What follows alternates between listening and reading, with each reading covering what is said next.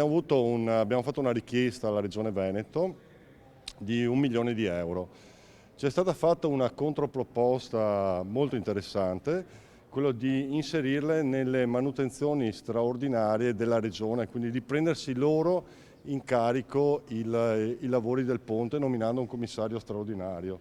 Il ponte di Curtarolo avrà finalmente le cure di cui ha bisogno. Questo anche grazie alla Regione Veneto che coprirà 3/4 del costo, sollevando e liberando la provincia di 3 milioni di euro, soldi già stanziati a bilancio, che ora verranno spesi per rifare il manto stradale delle arterie provinciali.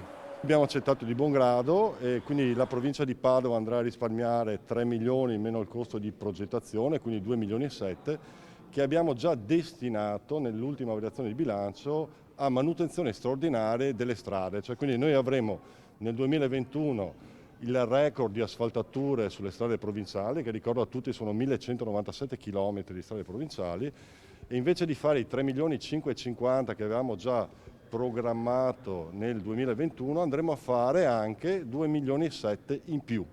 Manca sempre meno quindi all'inizio dei lavori per mettere in sicurezza un importante snodo per l'Alta Padovana e tutta la provincia. Ponte di Curtarolo, siamo praticamente alla progettazione esecutiva, siamo al definitivo, l'approvazione del definitivo e poi abbiamo la parte esecutiva, quindi l'assegnazione dei lavori.